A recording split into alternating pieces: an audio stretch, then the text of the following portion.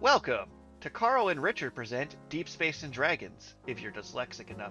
I'm Richard, not quite dyslexic enough. And I am Karl, and I don't think I'm dyslexic at all, but I mean, maybe I do randomly mix up numbers sometimes. I hear that's pretty common, though. So. I mean, you never actually got checked, so you could be crazy. So, as we get into today's episode, for those listening in, congratulations, you've listened to us talk a lot. I'll get a bit more into a monologue about that when we get to the What's New With Me, but I'm going to start with my zombie vampire survivor colleague. What is new with Karl with a K?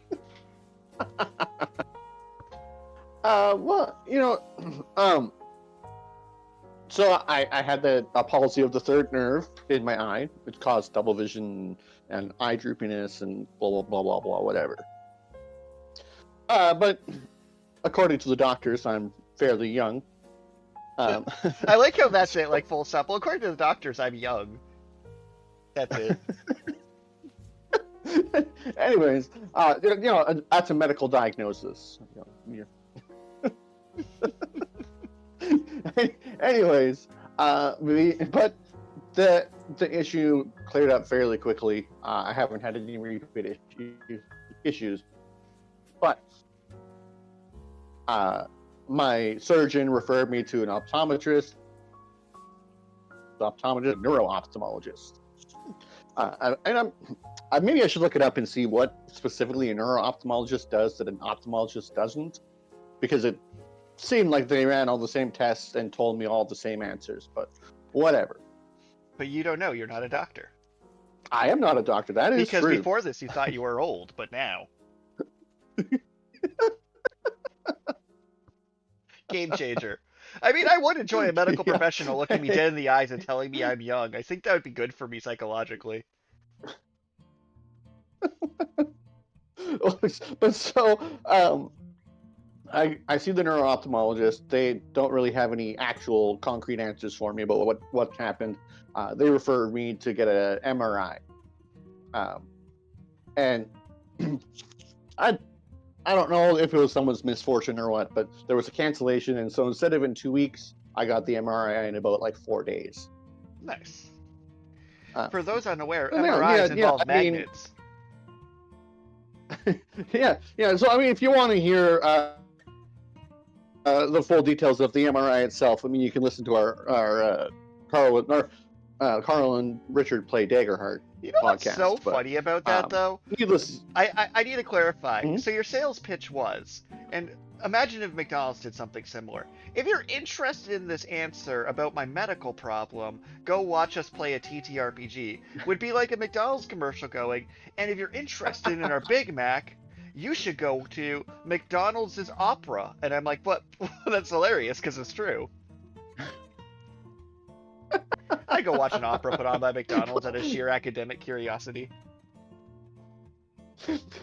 But anyway, so the results got to the neuro-ophthalmologist, right? So I'm like, I'm laying in bed, my phone rings, private name, private number. It's like, I don't either really this feel is like whether I live or die, or it's spam. It's impossible to tell which. Yeah, impossible to tell. I mean, at the time, I wasn't thinking that it could even be a doctor. I was just like, someone private number is calling me, whatever. But they left me a voicemail, and they're like, yeah, no, we need to talk about your results. I'm like, oh, okay, well. And I was actually just about to call them back when they called me back, several hours later. And they're like, okay, nothing too concerning about your results here. But I did refer you to another specialist, a neurologist. And I was like, oh, okay, that's good. She's like, yeah, I really wanted to let you know, because he works for like the MS Society or something like that. Maybe I should have been paying more attention or written it down. Oh, like, no. Yeah, we just didn't want you to get freaked out when you receive a letter from the MS Society saying you had an appointment with this neurologist because we don't think you have MS, but we wanted the second opinion. To be fair, you'd be like, oh no, like, because you're a pretty subdued person, your reaction would be like, oh, and that's about as far as it goes because you lack a dramatic flair. But I would have freaked the hell out. I would have freaked the hell out for you receiving the MS letter. Yeah. I mean, I haven't actually received said MS letter yet, but I do think it's funny that it's like the optometrist referred me to the ophthalmologist, referred me to the ophthalmologist referred me to the neurologist. It's like it's a chain of specialists.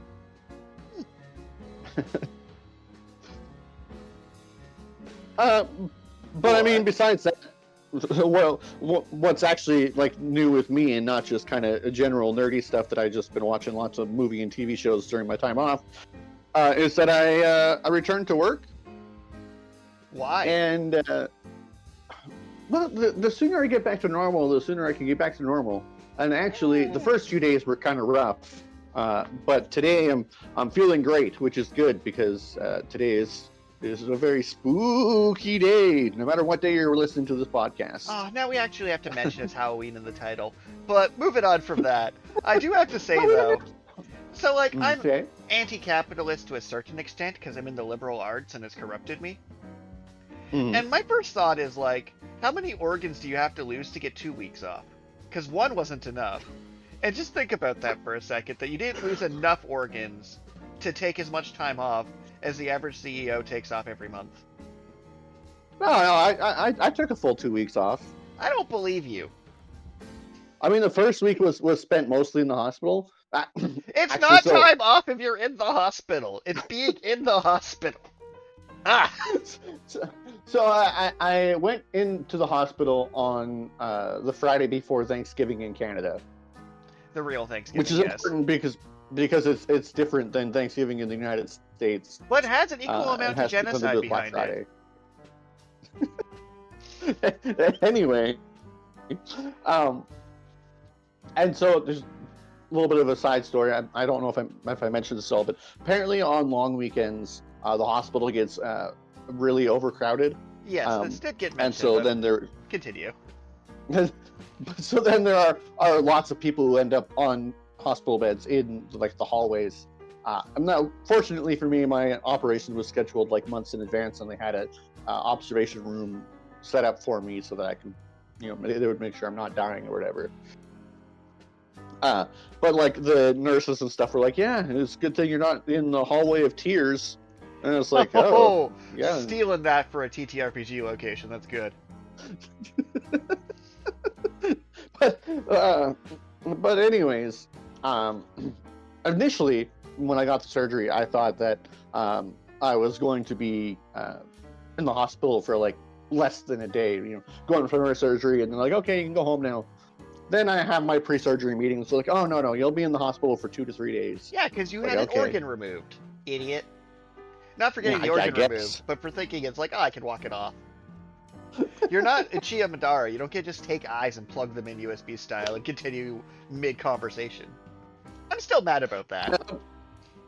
But so then I ended up being in the hospital 6 days, and then I actually had to ask them if I could be discharged from the 6th day, because I was like, no, I'm not eating a lot, but I'm actually eating solid food, and like I'm not in that much pain. I could just take Tylenol, so I'll be fine, okay, at home, because in the hospital, it's like the hospital isn't a terrible place to spend time, but it's also not a great place to spend time overhearing all these other people's horrible medical diagnoses and problems and stuff, and it's not super private, and you're wearing a hospital gown that has an open back for like weeks on end. I mean, I get it. No one enjoys being in the hospital. And if someone does enjoy being in the hospital, they really need to worry about their home life. I mean, the hospital wasn't like absolutely terrible, but again, the sooner I can return to normal, and then like get back to living my life and hopefully being cured of the splenic curse. Yeah, where you're a better person than me, because my first thought is, oh, if I'm going to the hospital to get an organ removed, I'm staying on like my EA to recover as long as possible because I've been paying into this service, and fuck them. And then I'd write another book.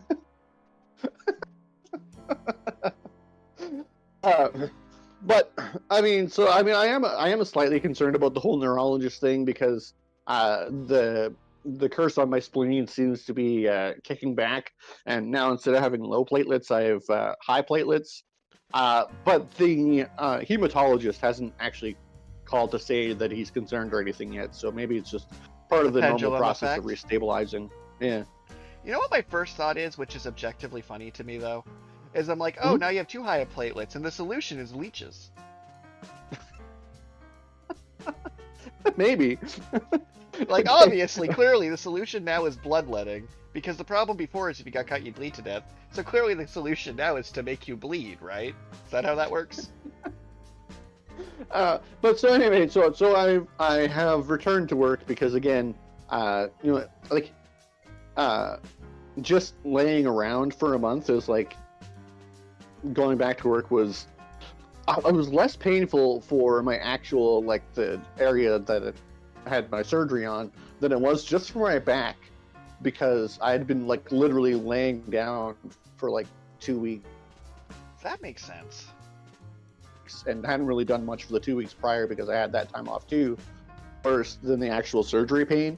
I mean, I am still being careful not to overstrain myself for the surgery purposes, but it was oh. Well, I, for one, am glad you're alive, but we don't actually know our audience's thoughts on this. So please comment whether or not you're happy that Karl survived below the episode, so we'll know that you appreciate him being alive still. But, I mean, besides that, yeah, I mean, I'm basically just returning normal. You know, I had a lot of time to well, I only read one book while I was off from work. Watched a few TV shows. But only read one book. Okay. And I'm assuming that book was The Waltz of Blades by Richard H. Akibis. No, I've already read that book. I read Jurassic Park. Oh man, that came up in class yesterday. Jurassic Park, not my own work. Never my own work. Well, why was your class talking about Jurassic Park? Is it because of the cool touchscreen idea they had where it was a laser lattice? Unfortunately, no. So, the what's new with me is just this week it'd be me sharing random anecdotes of the ridiculous stuff I've done in class. Because I wasn't expecting master's program to be how can I put this? My classes have been as ADHD as my own brain for just going all over the place. Huh. So, I've recently switched to listening to audiobooks at double speed because of the sheer amount of reading I have to do. Makes sense. And I think sorry, just as yeah, go ahead. A little side anecdote. You have to pay extra if you want to listen on YouTube at faster than 2 times speed. But I have actually taken a habit of watching boring videos at double speed because then it doesn't take as long to absorb the information. Yeah, so I've been talking about it like I'm carbo loading. I'll absorb this book on the commute. So wake up at 5, waterboard myself in the shower so I'm functional, feed the cat, feed the me. Make coffee. If I'm lucky, there'll be food left over in the fridge. And then throw on these audiobooks being do you want to learn about Watson's book on the double helix? And I'm like, sure. Class is in 4 hours. If I go, and I'll literally set the speed so the book finishes when I arrive at campus. Because that determines how fast I have to listen to it. But it's the information's in my brain long enough for me to do these 3-hour lectures and earn my participation grade. And then I don't know how much will survive afterward because I basically just shoved a foot-long sub of knowledge in my brain. And now it's just kind of dissolving. Because I'm doing this every day, right? This isn't a once a week I absorb a book. It's every day I absorb an entire book worth of content on my way to the campus. And I kind of want to know if I can maintain this power because absorbing an entire book a day would actually put a reasonable dent in my reading list. If I don't go mad. So we're doing this week's class, which the class is emerging topics, childhood culture, something, something, something. And for context, I think I told you last week we were doing fairy tales and food and fairy tales, and I baked a plethora of different eras of gingerbread to give my presentation on how good the gingerbread is affects the meaning of Hansel and Gretel. So I think I briefly mentioned this in other podcasts that toasting breadcrumbs and pouring boiling honey into it and using cinnamon and pepper doesn't make delicious tasting gingerbread. Right. So it was a medicine rather than a treat like it is nowadays. So they go to this witch and are given this medicinal, terrible cookie gelatin cube. And you're like, oh, this isn't about Hansel and Gretel being fat kids and being punished for it. This is them trying to not die. Because, like, when you hear someone be like, and then after this, I'm going to go to Disneyland, you're like, oh, that's heroic. After this, I'm going to go to Moose Jaw. You're like, I feel like their life is a little harder, and this is supposed to be read as sad, not glorious. So this week was on slash fiction for some inexplicable reason. So we start by talking about pairings in Harry Potter. And one of my classmates gives this delightful presentation on the different levels of like sexuality and gender dynamics and things like Harry X Ron versus Harry X Draco versus Harry X Snape, which is deeply problematic. Deeply problematic. But also makes up a decent percentage of the internet. Right. So we do this big presentation on slash fiction. And then they have like this selection of videos they pull where people would take clips from the movies and make like their fan narratives by putting different subtitles and special effects and heart emojis and things. So after we cover that for a bit, we start talking about immersive theme parks. And they start talking about the difference between Harry Potter Land, which is designed to be immersive, and Disneyland, which isn't really as immersive. So in Harry Potter Land, because of the nature of how Harry Potter's written, you can do a lot of things that happen in the books, because a lot of the books are shopping. You can go buy your wand, you can go try your butterbeer, you can run through the fake wall, like, all of the things that happened because it was a narrative constructed to take place in a world like our own, but British. It becomes very easy to emulate that in a theme park. Where if you try and do the same for Star Wars, the immersive Star Wars experience isn't as good because people can break your immersion much easier. It takes one dude in a wife beater and a MAGA hat to realize, oh, I'm not in a galaxy far, far away. Because, like, the fundamental fantasy that drives engagement with Harry Potter is escapism. I am an abused kid literally in the closet, and I want to go to a place where I'm accepted. Right. Is Harry Potter a gay narrative? Well, they put in enough straight-splaining to balance it out. Can it be read as that? Kid comes out of the closet to a magical world of flamboyantly dressed people? You can make that reading. That reading is fair. That is a fair reading. The terabytes of fan fiction would back that reading. So we're talking. So the second presentation is being given on immersive experience in narratives that go outside the source media, right?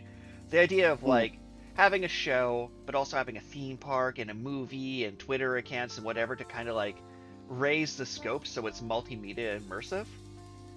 They're making the argument that Harry Potter was immersive and Disneyland was not, but the Jurassic Park experience at Universal Studios is much more immersive because the core fantasy behind that is people you hate being eaten by dinosaurs. So if you go in a Jeep and you see animatronic dinosaurs eating people, you've extended past the original text and gotten there. So of course the final question I ask at the presentation is like, well, after this presentation, do you believe we should clone dinosaurs and make a theme park? And they say, without missing a beat, so the last 4 people lacked vision. But I got this.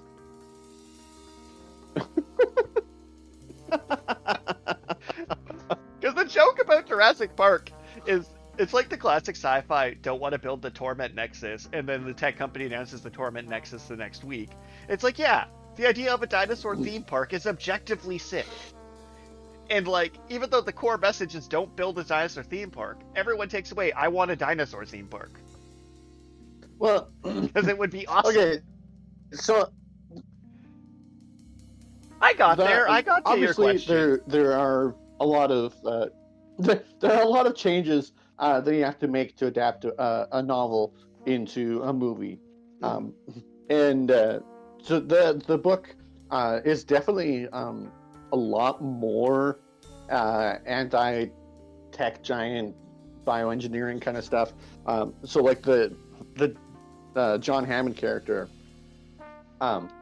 in the book, he does in fact get eaten by dinosaurs, and it feels like his just desserts, because even at the very end, he's blaming all the problems of the park not on his own hubris, but on the lack of vision of the people that work for him.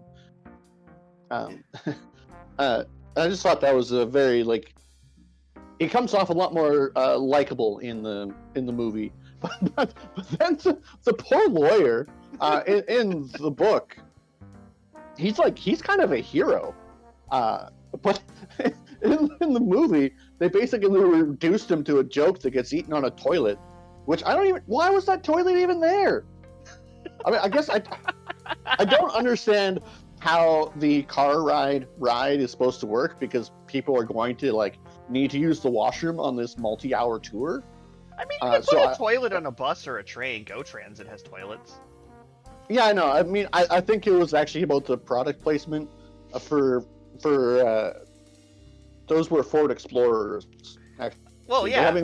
We did talk about product placement in a class yesterday too, but we were talking about the ethics of advertising to children, and how instead of commercials which were more ethical, we've switched to the less ethical strategy of just, oh man, we got to hear about Peter Parker talk about his new Jordans for some reason.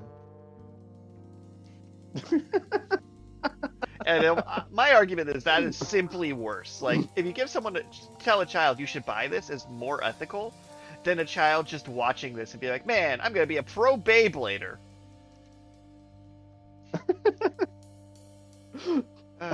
Someday. Yeah. But so, it's a spoiler alert for the end of the book. The Ian Malcolm, played by Jeff Goldblum in the movie, the Chaostician. What a dope title. I said that right, but it's a dope title nonetheless. So at the end of the first Jurassic Park book, he dies of sepsis. No, actually, side tangent. I'm not sure if we talked about this before, but that you came very close to dying of sepsis and didn't tell me. No. Because you would. That's true. I would do that, but no, that hasn't happened. But no, the scene in the movie where the T-Rex breaks out of his cage, right? Mm-hmm. And the kids are in the one car, the adults are in the other car, and the T-Rex is pushing cars around, and he drops the one car off the edge into an enclosure. And I'm like, what a good boy. The first time, well, numerous times you watch the movie, you don't realize, it's like, where did this cliff come from? Well, it needed to be there for the movie to happen.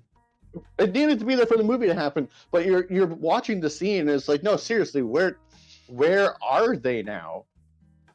In the book, the T-Rex actually just throws their cars, picks them up and throws them, and Ian Malcolm gets picked up by the T-Rex, and the T-Rex isn't really actually interested in hunting him, so he doesn't actually try and eat him or anything, just picks him up and throws him, and then he has a broken leg and dies of sepsis at the end of the book. But then so T-Rex shows up as it stomps around and makes waves in the puddles and whatnot, and it's like, oh man, this is a big dinosaur. And then, as Ryan George put it, the T-Rex has an arc where he learns how to be sneaky and break into the information center without being noticed to save the protagonists from the velociraptors.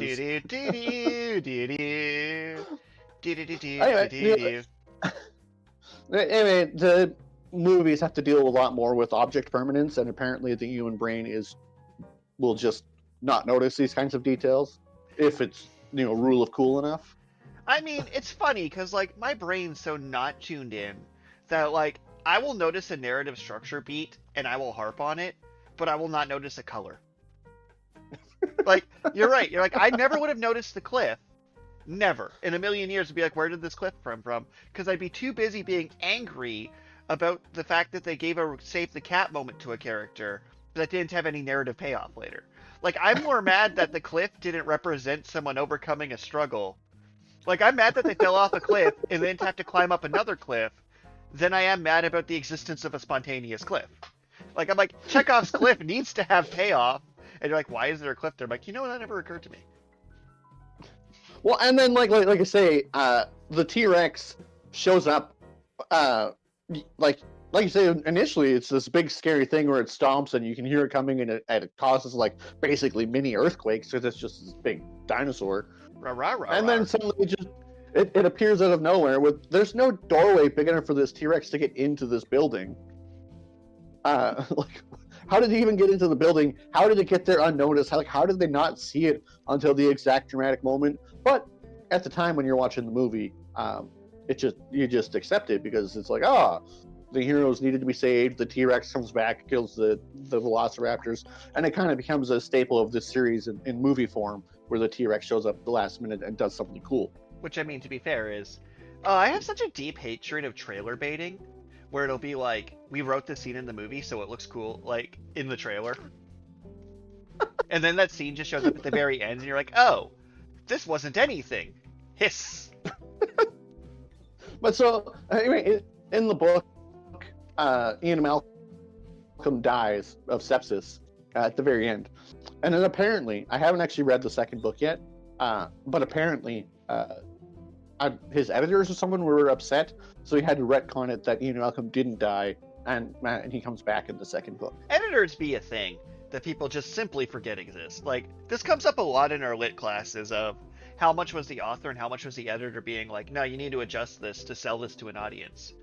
So I don't know if this made into a podcast, and and Disney might sue me for this statement, but there was rumblings going around that when they wrote The Frog Princess, that they had to tone the music down because it was too ethnic and the white kids wouldn't vibe on it as much. Mm-hmm. The movie where they could proclaim this is our first black Disney princess of all time, they then had to go in and de-ethnic the movie. Just fundamentally, that's the kind of editorial oversight you get on these things. But like, on the topic of adaptations a bit, so I started going through the Netflix One Piece again, because I needed brain soap and I'm tired.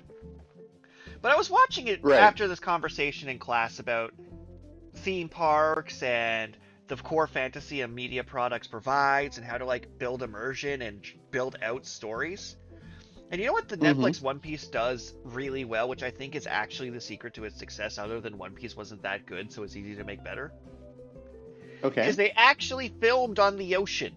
So you watch the Netflix one and the boats are being hit by cannonballs and they're going to these ports and you're like, they added pirates in. Because much like Naruto, One Piece was about pirates, but not really. Like, it was more set dressing. Like, he never actually did pirate things for most of it. It was, I'm gonna be a pirate, and this is an excuse to basically... One Piece is closer in structure to Star Trek than Pirates of the Caribbean, where, like, you take your ship, you have your drama on it, and then you go to a wacky planet where adventure happens, and you leave to the next wacky planet. Which is why, like, the Island of Hats thing we talked about with Magic Sets a while back of, I'm gonna go to Christmas Land. Now I'm off to Desert Land. It's like, One Piece was going through all the Mario worlds, which, for the record, you could make a sick 2D One Piece platformer because they do just go through the Mario worlds. Like, they literally go to Spooky Land at one point, which is just a boat full of skeletons. And, like, I think I gave the rant, too, about how, like, the different biomes are structured a while back, where it was like, yeah, you start in Forest Land, and then you want the opposite, so you go to Desert Land, and, like, yeah, no, One Piece follows the platform structure completely. But by adding in, like...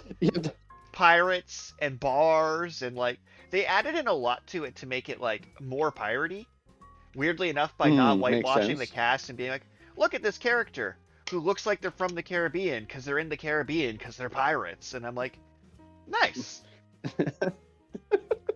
So like, if you made a One Piece land, for example, you could make a really immersive theme park if you make there be enough water.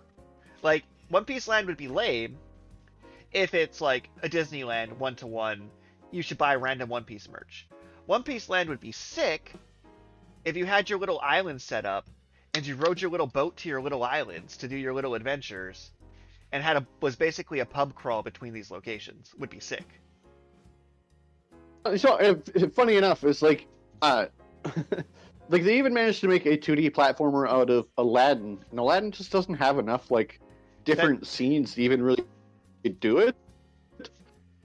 Yep. So the idea that it's like One Piece, like, literally has like, what is it, like at least 50 different islands in over their 1,000 chapters? Oh yeah, and they mention it as a plot point. How many different islands are there? So One Piece has over 100 named and confirmed islands. And how part one of One Piece is structured, this is actually written into the story. So you start on the reverse waterfall, right? Coming from one of the 4 seas. And then each island has a special compass that points to the next island, and there's 5 routes you can take that give you through a different route of islands to get to the halfway point.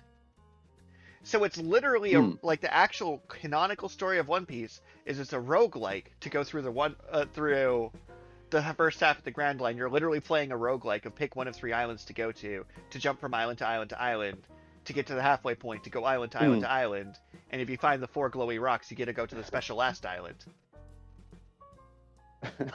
I think the only reason that platforming game doesn't exist is One Piece isn't done yet, so you wouldn't know what to put on that last island. What is the One Piece? I'm pretty sure it's a fruit tree or a library or a spaceship. Or a rock with the word friendship on it. Because the real treasure was the friends you made along the way. Oh, man. But yeah, like, on the I've been saying a lot of but yeahs in this podcast. No, I just realized I probably said but yeah enough times to make a drinking game out of it. Because that's me trying to segue weird concepts together. So the what's new with me. So I've been in grad school for the last 3 months. Time has lost a lot of meaning. And one thing I didn't expect about grad school is each class is basically structured the same of I give a presentation, I write an outline, and I write a big-ass paper. What I wasn't expecting was the sheer breadth of nerdiness that was allowed to me in these classes. So I give my first paper on RFK Jr. and anti-vaxxers and their toxic rhetoric. Because even though I might get sued from his foundation here, he has no credentials whatsoever and doesn't know what vaccines are. He simply is unaware. Right. At one point, he goes on a stage and goes, they put a liter of liquid into babies. They don't. The baby would be dead. You can't just put a full Pepsi bottle into a child. Also, vaccines work. Just hot take, I know, but people would literally kill for a vaccine. Like, Bill Gates, just straight up eliminated malaria in his lifetime by vaccinating people? Just as a little anecdote for myself here, I'm sure this has made it on another episode, but your spleen protects you from certain viruses, including meningitis, which sounds pretty scary. Apparently, your brain gets infected and then you get brain I mean, at least it's not meningitis. Not good.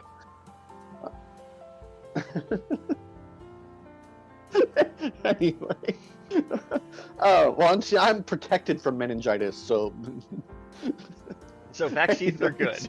The point of the matter is that, I had to get, they gave me, 4 vaccines in one day. It was awful, 2 in each arm. And it's like, okay, thank you. Now both my arms are going to be sore for, a week. Yeah, Deku arm going on. But I am also definitely, pro-vaccine, just because it's they do serve a purpose. They do help protect people. So I think my issue is actually more with if you're anti-vaccine but don't have an alternative, you can shut the hell up. That I think is my bigger issue. Is people are like, well, children in schools aren't being taught what I want them to, and I'm like, are you going to give more money to the school? No, then shut the hell up. Well, yeah, okay, so if someone was an anti-vaxxer and they're like, actually, people should just eat boogers because they have tons of half-digested bacteria in them and could potentially help auto-immunize people through eating snot. If they can show me the paper, I have to accept it, though. If they show me the paper and the results, then yes, I'm pro-booger eating if the data is in. I don't know if we've been over this on the podcast or not, but there is not actually enough scientific data to support that point. Don't go around eating people's boogers unless you're doing it for science. But there aren't enough people willing to participate in that experiment. I don't think that's true. I think you're wrong. Makes me sad. I genuinely believe that if you had a presentation and you had a solid thesis to back it, and you reached out to Canadian research grants, you absolutely could get the grants to give people a gift card if they're willing to volunteer to eat boogers if you have enough evidence to back this. Or even like this is the thing you could just do. That is the world we actually live in. You could just do a study, but then people on the fucking news will be like, we're wasting money on these studies. And I'm like, well, too bad that Karl was one person away from learning that eating boogers would cure cancer. He was this close, but you cut the funding because you don't know enough about it. So it makes you angry to know people are researching eating boogers. Well, I mean, the other thing is the social stigma around eating boogers. I mean, I don't know if this is actually true, but I heard that was actually one of the barriers to the studies being done, is that there aren't people who want to eat it or admit that they eat boogers. Whoever told you that is full of shit. That way. You have any college student, when offered $20, will do anything. Do you honestly think if someone offered me a $20 Tim's card to weekly eat my own boogers, I wouldn't say yes to that? Are you kidding me? I don't know. We weekly eat someone else's boogers. Well, I mean, I don't know. We would need a control group. So you're right. You might be in the group that eats their own boogers. But the point or the ones that eat fake boogers that are just made out of Laffy Taffy, because we have to double flag this. No, right. Genuinely think that if you couldn't get enough people to do this study, that's some convenient bullshit. That is someone being like, it's true, but I just haven't got. No, you could just go do this study. Go get your license. Go to your school. Get your bachelor's degree. Put out your grant funding and test this. That's how this works. All right. I'll get started on this multi-year process. But yeah. If it ends up curing cancer, I'll let you know. And if it ends up doing nothing, it should forever shut up people, which is equally valuable. Learning something isn't true is really useful. Fair enough. But yeah, rants aside, like, a lot of my life right now is like, there's a conference coming up, and I need to pitch a presentation for this conference, but I also want to multitask and make it my presentation for my science, literature, and art course. And like, okay. So because of how I'm in literature, a lot of my research papers are I pick a work of fiction or I pick a source text and then build an argument around it to be like for example, I could be looking at Ghost in the Shell and Neuralink and how Elon Musk is making Ghost in the Shell the reality. Is it ethical to put chips in people's brains to fix their disabilities? So, like, a paper like that would be something completely reasonable I could write. Right. I'm briefly considering writing a paper on whether or not the Destiny system from Gundam Seed Destiny, where we look at people's genetics and put them in jobs, is actually... Basically, someone in the 1600s wrote a paper that's the same concept. I kind of want to compare the two and be like, here's the Destiny system then and now, and why eugenics simply doesn't work. Well, and then there's that movie Gattaca. I like that movie. Oh, snap. That's a great thing I could focus on. Like, Gattaca would be a good one for me to do a paper on. Yeah, I mean, like I say, it's the same basic concept, but more... Well, I don't know where the original eugenics paper is, but... Like, less giant robots. Like, Gattaca is definitely a better... Oh, man. Like, I gotta put that on my list, because I'm kind of, like, putting together a list of, like, sci-fi things I can write about for this upcoming seminar. But yeah, like my class, for example, had a week on alchemy, and someone gave a presentation on actual Full Metal Alchemist, where I learned that von Hohenheim was an actual alchemist, which is hilarious to me. Like, that's just delightful knowledge to be like, the more I watch this presentation, the more I realize that the author of Full Metal Alchemist actually did her research, which is the biggest plot twist, because you could just lie to us about alchemy. We're not going to check.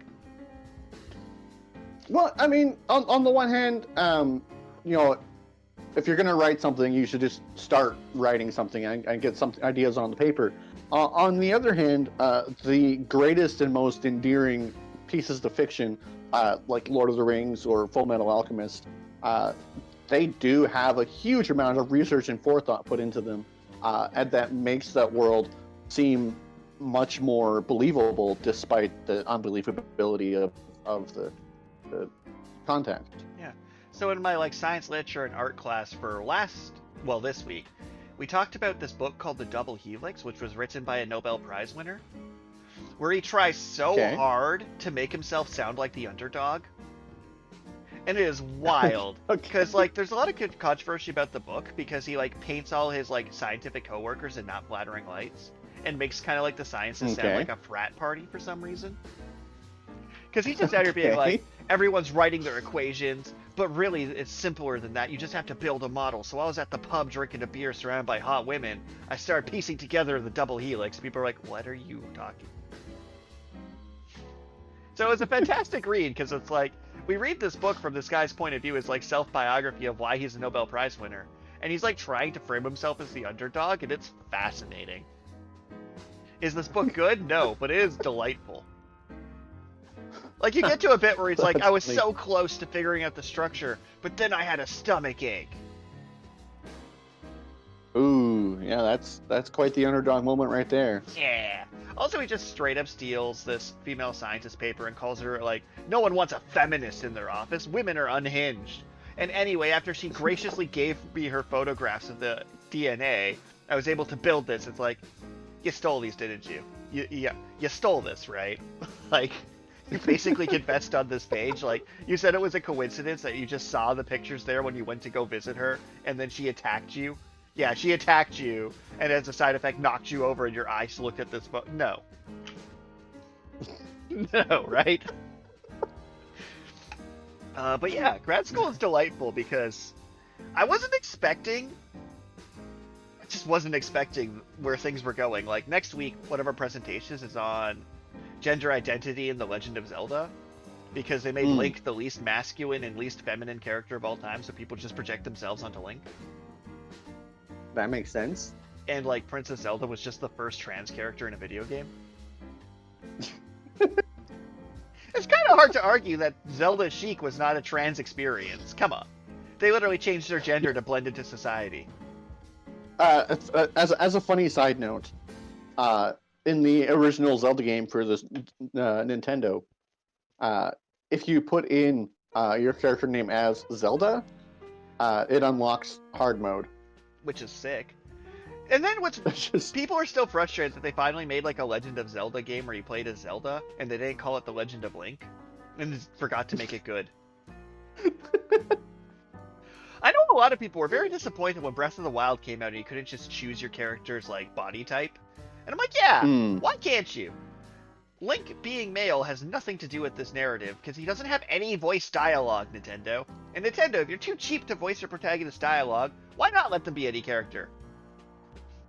Yeah, so stepping back, that cool Zelda game where you like create shadows of monsters and whatnot, like that wasn't actually good. I thought it looked super awesome, but I never ended up buying it because it's one player. No one that I know of actually played it or talked to me about it, so I could be wrong. It could have been sick, but no one I don't know anyone who played it. I know a lot of people. Like, it is wild to hear nothing about something. And then, I'm not going to give my rant again about the new Pokemon game. The new Digimon game was sick. I stand by that. The new Digimon game lets you be whatever gender you want, because they don't care. You can actually just change it from the menu whenever you feel like it. Yeah. They're just like, yeah, you can just push a button and change from character type A to character type B. We don't care. Yeah, I mean, it doesn't really actually affect gameplay, so why not? Yeah. So, like, it's funny because it's like, oh, it's the first game I've ever seen to be like, hey, maybe you're sick of this voice and you just want to change it, and you just can. But then Nintendo's just behind on all technology at all times. My rants on Nintendo aside. So yeah, a lot of what I've been doing is researching science things and then researching nerdy things in equal measure. And I wasn't expecting this. I really thought I'd be doing more Hemingway and more dead poet this and famous author that, and they're just like, hey, want to read this paper about Pokemon? I'm like, yes, what? Hey, what do you mean I get to talk about fanfic pairings? Yes, I want to talk about fanfic pairings. It's great. So, I mean, it's kind of the whole idea that you need to know the rules before you can break them. So, like, even in like music, it's like you start with basic music theory, but then like you start exploring how other composers have tweaked different like chord structures or things like that, and how that created new genres of music, and you can see this progression. But to really truly understand something like in that way, you have to know the basic structure. Well, see, what it that was part I made get, from, like, right? I was fully expecting to be allowed to write what I wanted to write about in grad school. What caught me off guard is the props being on the same level. So I expect that I can go write a paper on Pokemon or Ghost in the Shell or what have you. What I don't expect is when I say the sentence, oh, I'm thinking about writing on Ghost in the Shell, and them going, oh yeah, I taught that last year. That's what's catching me off guard, right? Like, when I get into grad school, I was expecting to do what I want because of who I am as a person. I wasn't expecting the same wavelength. I wasn't expecting to go up there and be like, so Naruto and Sasuke is the obvious ship, and then the prof go, well, yeah, that makes sense because a lot of things written for show and jump audiences gives them a chance to project their subconscious desires. So the reason that the author wrote this really intricate relationship between Naruto and Sasuke is largely because Japan is so culturally repressed about relationships, and he admits in his own interviews that he doesn't know what male-female relationships are, so he romanticized the shit out of a bromance. Thus, the bromance is better written because he lacks relationship experience, as evident from these interviews. And I'm like, I thought you'd have no thoughts on Naruto and Sasuke. Not well thought out, constructed, cited thoughts. Like, I just didn't expect to go into a room and be like, here's what I think about Cyberpunk 2077, and the prof be like, actually, you should check out this reading and this reading about it.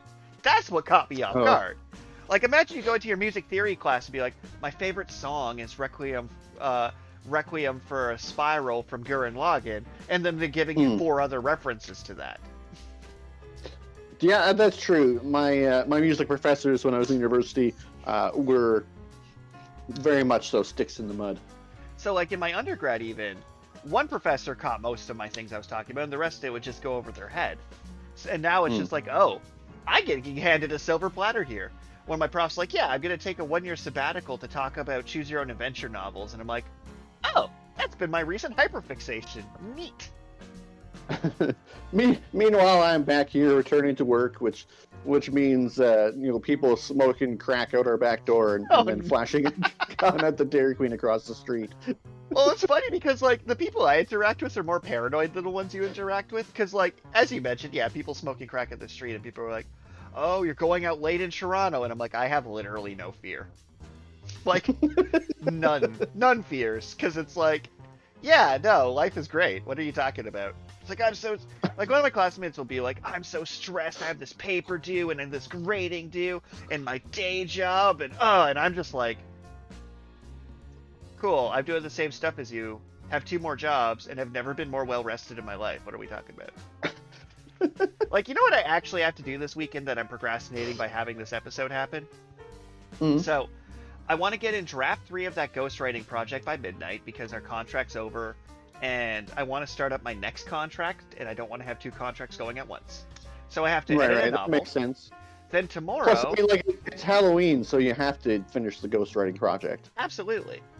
So I have no Halloween plans. A bunch of my cohort went out to this, like, holiday spook thing yesterday, where there's, like, outdoors. So I, despite saying I have no fear, have a ton of fear. But not healthy fear. Right. So, Karl, you know me pretty well. What would happen if someone jumped up behind me with a knife and yelled boo? Oh, they would get punched in the face for sure. Yeah. So I'm like, I should not put myself in this situation where people are jumping out behind me and going boo, because there's fight, flight, fawn in the other one, and I'm pretty coded to fight at this point due to various dramatic backstory moments. So I think if there was blood, you would probably throw up and then run away. No, if there's blood, I'd probably, like, make there be more blood, then throw up. Like, they die first, and then I throw up on the corpse of this poor drama intern just trying to, like, build their resume. Gets hit by a fan, and then thrown up on. Because, as we know, if spooked, I will hit people with a fan. Not like a fun folding one, like a floor fan. Yeah, well, I mean, anything you can get your hands on, really. So, like, they would have been hit by an umbrella, and I'm sorry, that's just a reaction. So, like, they're off at this Halloween thing yesterday, and I'm like, they're like, you going? And I'm like, nope. It's like, you said that so positively. I'm like, yeah, I'm meeting up with my friend to watch a couple new episodes of Has Been Hotel, eat some fajitas, and then go to bed and sleep for 12 hours. It's going to be great. So that's my life today, is I have to ghostwrite. My life tomorrow is I have to write these 2 proposals for this conference and this science literature art class. And had I warned you and, like, sent you details on this conference, we probably would have spent this episode brainstorming what I can write about. Right. So I'm leaning towards... At least I gave you an idea. The Gattaca point's really good, actually. That is a top contender. And then Sunday I have to write some stat blocks for my next ghostwriting project. Mm-mm. And I am stoked about that. They liked my demo creature. So, the version I didn't use, because I don't want to talk about things in an upcoming project and spoil myself. I'm not under an NDA, this is just like courtesy. But the version I didn't use was this stone golem that when you get it down to a quarter health, it creates a wall of force around you, trapping you in the room with it. Oh. And it's designed to like split the party, so half of you is stuck in the bubble and the other half are stuck outside the bubble. And the bubble breaks in 3 hits, so you have the strategy of do you try and kill the creature you know is half dead because it put up this bubble, or do you try and escape and reunite the party? That's pretty sick, right? Especially since Daggerheart, you get to choose the turn order of who does what. Right. And then the final version being like I misinterpreted what they wanted the creature to do, but I gave them a different version anyway because I wasn't sure. Right. So I have to put out like 20 Daggerheart creatures every couple weeks, and I'm like, sweet. It's non-academic writing. I actually get to play around with numbers. And Daggerheart put out the Blood Hunter class for Halloween. Ooh. Which has the Werewolf subclass, the Ghost Hunter subclass, and the other subclass. So I'm probably gonna and a bunch of Blood Domain cards. Maybe I should have let Leroy die and created a new character. It could have been interesting. I will say though, if you ever want to just switch characters and let your backup character, like if you want to make a new main character, your backup character just turns into an NPC till needed. Because I think it would be kind of funny to start next session with you being a new character who climbs this mountain and finds an abandoned little girl. Like there is some like there is some narrative satisfaction to you making a new character, finding the NPC while your old character is just off doing side questy stuff. Like there is some fun narrative toys we can play with.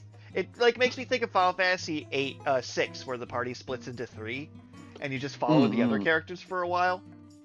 So I would absolutely allow that, since it's one-on-one D&D. There's a certain like flair to that.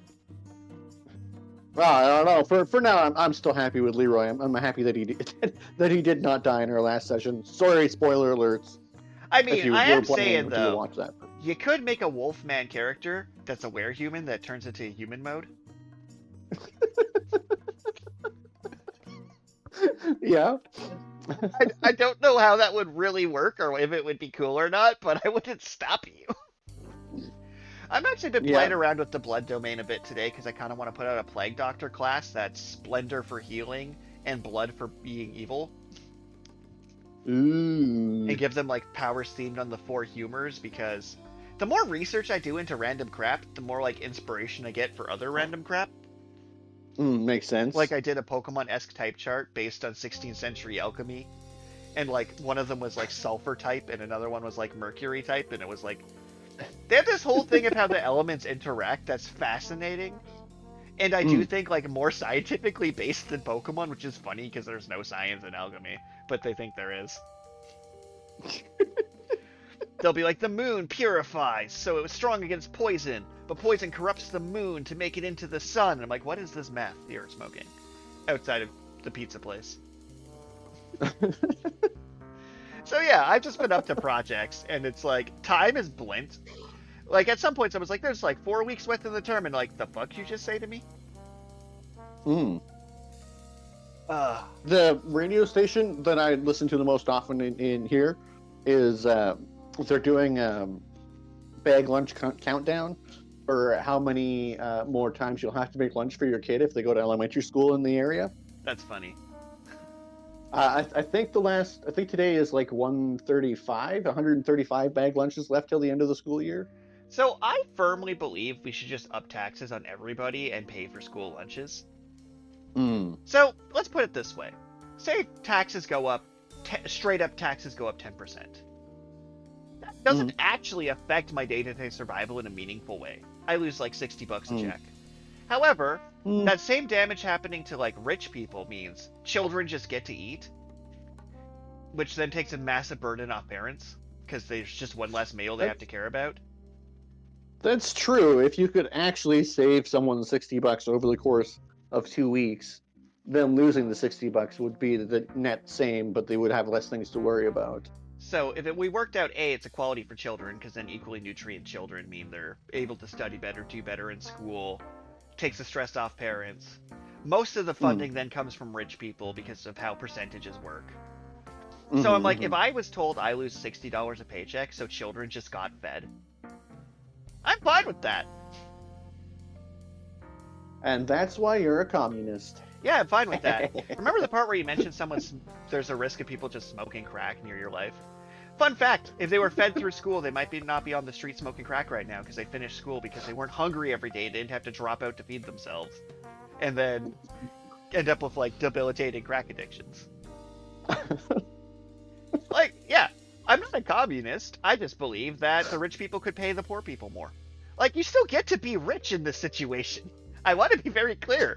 Like, the percentage you lose, you still get your yacht, which I watched this beautiful Josh Johnson special yesterday.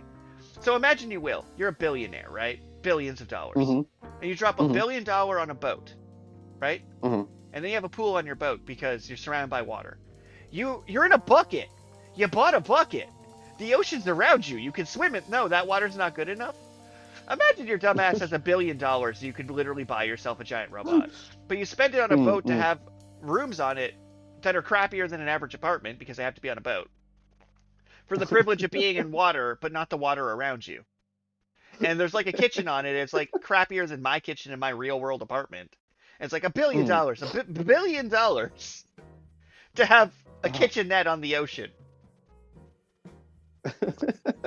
And it's like, these are the people are like, oh, you're a billionaire because you're a genius. You're like, a genius wouldn't spend that much money to have a crappy apartment on the ocean. I've always kind of wanted the houseboat, though. Yeah, but then you live in it, and you didn't put a pool on your houseboat because you're surrounded by the goddamn ocean. But my point being that I am not saying capitalism's bad. I'm saying people who whine to lower taxes, who then would directly benefit off of those taxes, suck. It's like, I want that $60 because it's more important to me than every child in Canada being fed. I'm like, screw you. I think most of your friends would be like, no, I'm not paying the $60 so less people stab me on the street for food. Yeah, well, but I think we're coming up to about an hour here. So, all right, so I do we have a random question? Or? I do, but it's not one that was submitted. It was one that came up in class yesterday that may extend the length of this podcast drastically. Okay. What work of fiction do you believe would make the best immersive experience? So, like, say anything work of fiction gets a theme park.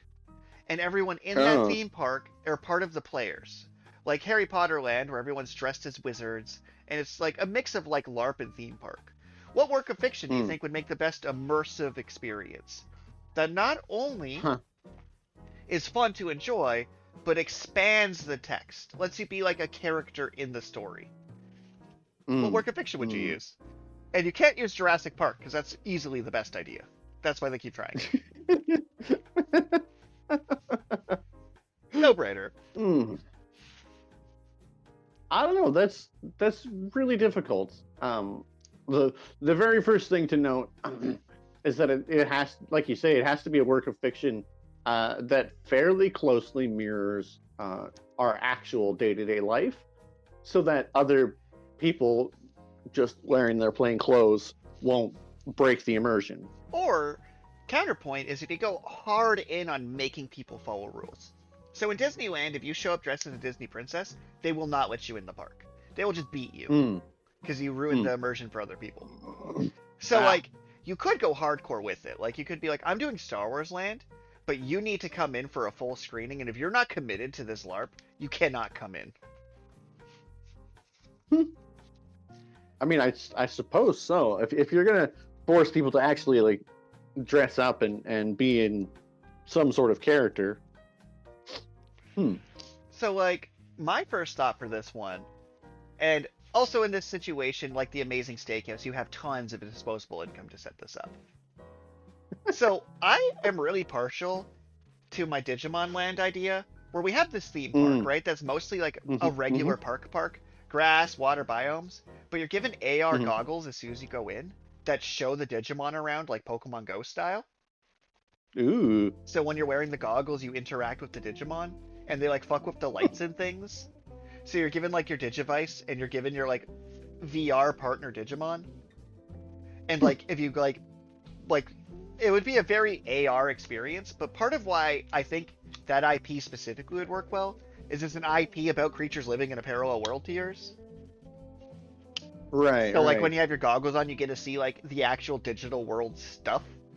Like you'll like, oh, this is a lovely gondola, and you put your Oz out, and you just see a Seizuremon crushing it to death.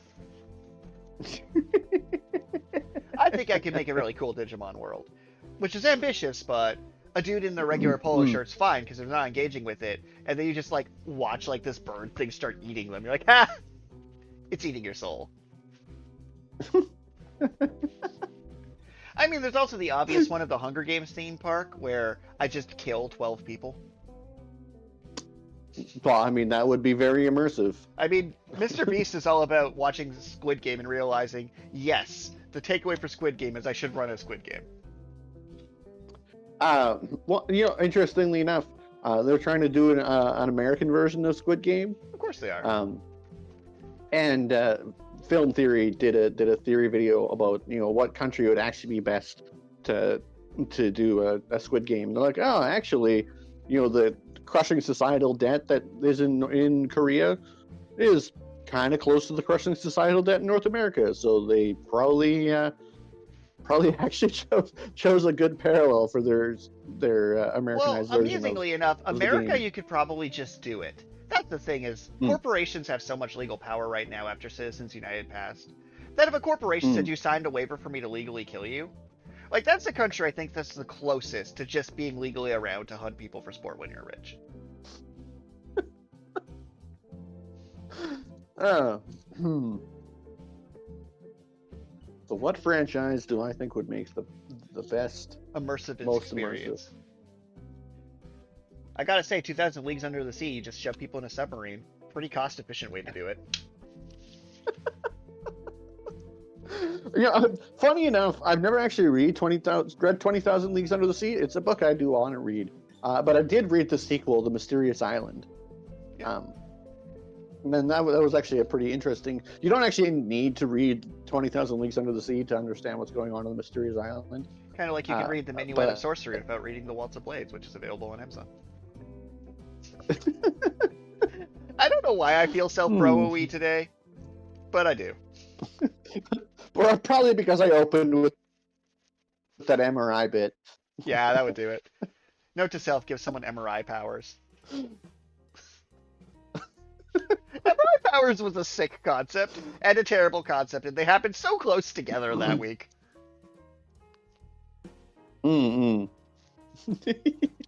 That they did.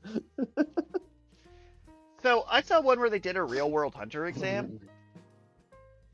So Hunter x Hunter itself would be hard to make an immersive experience with all the nen and the nonsense. But the first plot arc wouldn't. Right. Because you just run a hunter exam. You have them run, you have them steal people's badges. Like, most of the things that happen in the first arc of Hunter x Hunter, you could just do. So it would be kind of sick to sign up for this 3-day hunter's exam, where you do, like, a dramatic forest run, you build the quiz tower, you have the badge stealing. Like, you skip the fight tournament at the end, because that doesn't really fit well. Instead, I'd have them probably do, like, like the Wii fencing, where you're on, like, the foam source on a platform. So I'd probably give them sock and boppers and a platform for the fight at the end. But you could just do a hunter's exam. That's true. I don't know. People couldn't really ruin that experience because they would just lose, right? Like, if Aaron is there being like, I don't think this is dumb and I'm not going to participate. Okay, well, you still had to jog for an hour, so guess you're kicked out then.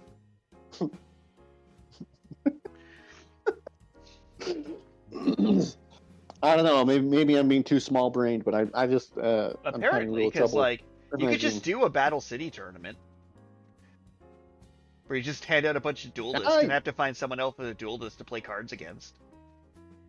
Actually, yeah, you're right. I think Yu-Gi-Oh would actually probably be one of the best, most immersive experiences where you're just like wandering around an island because modern technology aside from the holograms that can actually affect VR wind glasses pressure have and basically whatnot. fixed it. But yeah. Yu-Gi-Oh! I think I would go with Yu-Gi-Oh! Awesome. I gave a few examples, and I do think I'm actually leaning towards the Hunter exam, because I do think that would be, like, with no AR, no fancy, if you, like, straight up ran it, but did your sets really well. And I would absolutely pay professional cosplayers to just be in the Hunter exam in character. Like, it would be sick to do John Neurologist, just see, like, a couple really good Hunter, Killia, and Lirio cosplays just mixed in with the regular competitors. Would be kind of awesome. Yeah, but I mean, I think it would also be kind of awesome. Like, Yu-Gi-Oh!